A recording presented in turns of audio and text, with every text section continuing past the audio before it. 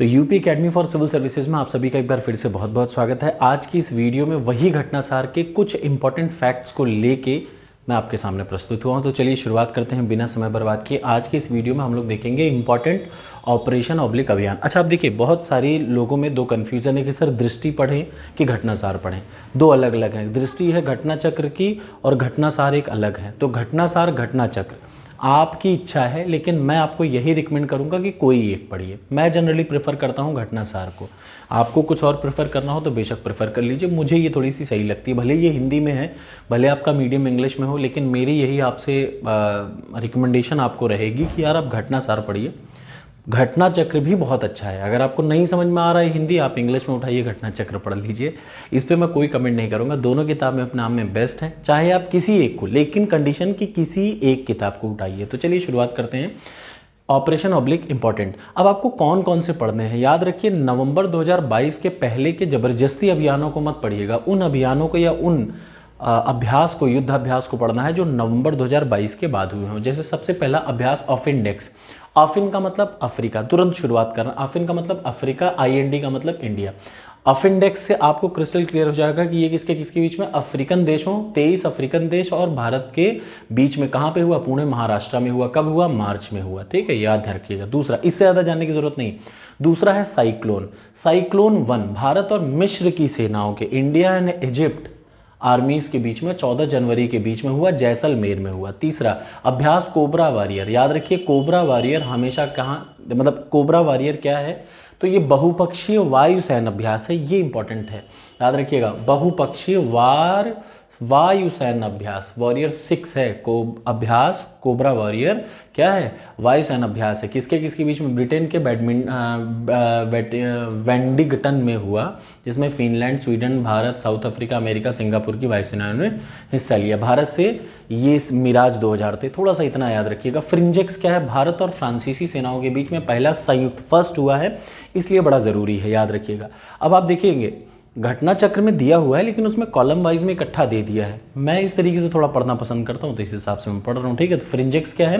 भारत फ्रांसीसी के बीच में पहला सैन्य अभ्यास हुआ है, तो फ्रिंजेक्स याद रखिएगा। फ्रिंजेक्स 2023 केरल के तिरुवनंतपुरम में मार्च में हुआ, भारत और फ्रांसीसी सेनाओं के बीच में। खंजर आपको पता है पुराना है, भारत किर्गिस्तान के बीच में। कहाँ पे हुआ? मार्च में हुआ। कहाँ पे? किर्गिस्तान में हुआ। ठीक है, अगला आ जाइए।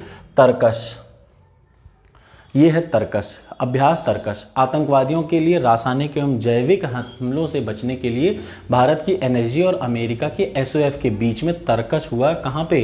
याद रखिएगा, छठा संयुक्त आतंकवादी अभ्यास। तर्कश किसके किसके बीच में? भारत की ये जो एनएसजी है और अमेरिका की एसओएफ है। उसके बाद अगला आ जाइए। कोप इंडिया 2023 भारत अमेरिकी वायुसेना के बीच में हुआ।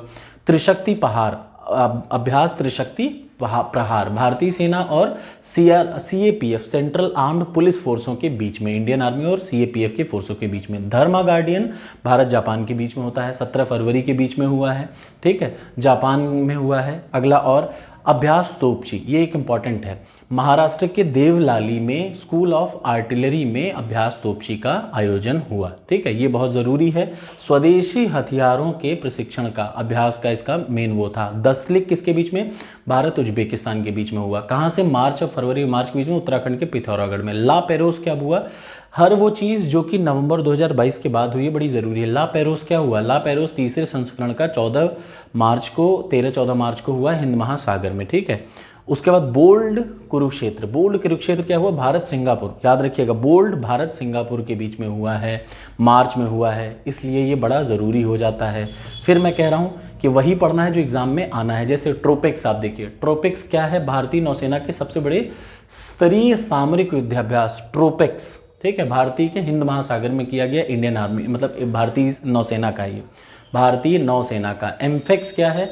भारत की तीनों सेनाओं का अभ्यास। ठीक है, उसके बाद डेजर्ट फ्लैग किसके किसके बीच में होता है? बहुराष्ट्रीय है, इसका आयोजन यूएई में, ठीक है, अमीरात में हुआ, अल दफरा एयरबेस में किया गया। ठीक है, इसमें भारत भी शामिल था, इसलिए आपको ज़रूरी है ये जानना। अगला नेक्स्ट देख लीजिए। तेजस ने, ये ध्यान से सुन लीजिएगा, यहाँ पे ये इंपॉर्टेंट क्यों है, desert flag 7 sorry desert flag 1 क्यों, क्योंकि भारत की तरफ से लाइट कॉम्बैक्ट एयरक्राफ्ट तेजस ने इसमें हिस्सा लिया। तो ये इंपॉर्टेंट है। ऑपरेशन दोस्त किसमें है, तुर्की में जो भूकंप आया सीरिया में, उसमें भारत ने ऑपरेशन दोस्त चलाया। अभ्यास कोंकण किसके किसके बीच में होता है, याद रखिए भारत और यूनाइटेड किंगडम के बीच में। ये सारी चीज़ें कब हो रही है, देखिए मार्च जनवरी 2023 की बात हो रही है। वीर गार्जियन भारत जापान के बीच में, ठीक है। धर्मा गार्डियन भी मैं बता चुका। अरुण किसके बीच, वरुण सॉरी भारत फ्रांस के बीच में वरुण हुआ है, कहाँ पे, जनवरी में। किसके किसके में, भारत और फ्रांस के नौसैन्य अभ्यास, ठीक है। Sea dragon Bharat America Canada Japan के बीच में हुआ, ये कब हुआ, मार्च में हुआ। अगला आ जाइए इंपॉर्टेंट, सागर परिक्रमा का तीसरा चरण, ये बहुत गुजरात में हुआ, याद रखिएगा। सागर परिक्रमा का तीसरा राउंड गुजरात में हुआ। स्लीनेक्स किसके किसके बीच में होता है, भारत और श्रीलंका के बीच में होता है, ठीक है। ये ध्यान से सुन लीजिए, स्लीनेक्स भारत श्रीलंका, अक्सर होता है मैच दी कॉलम आ जाता है तो उसमें कभी कभी आ जाता है। कजिंद भारत कजाकिस्तान। अब इसके पीछे का कोई ज़रूरी नहीं, इसलिए पीछे जगह ज़रूरी नहीं है पढ़ना। Thank you so much. इतने ही अच्छे से रटिए, आपको इतने में से ही मिल जाएगा। चूंकि आता ज़रूर है एक प्रश्न किसका, ऑपरेशन अभियान का, तो ये तैयार है। कई सारे लोग आपको ये कहेंगे कि यार एग्ज़ाम टलने वाला है, जून में होने वाला। मैं आपको हर बार बता रहा हूँ कि आप इतना मान के चलिए कि आपकी परीक्षा है 14 मई को। अब आपका पेपर भले वो जुलाई में शिफ्ट हो जाए, लेकिन याद रखिएगा जो इंसान 14 मई के लिए नहीं तैयार है वो 4 जून के लिए भी नहीं तैयार होगा, ठीक। तो इन भ्रम में मत जाइए, पूरी दिल से मेहनत करिए और प्लीज़ मेहनत करिए। और फर्जी चीज़ों पे बिल्कुल ध्यान मत लगाइए कि अब अगर आपको एग्ज़ाम देना है तो 14 मई के हिसाब से तैयार रहिए। Thank you so much.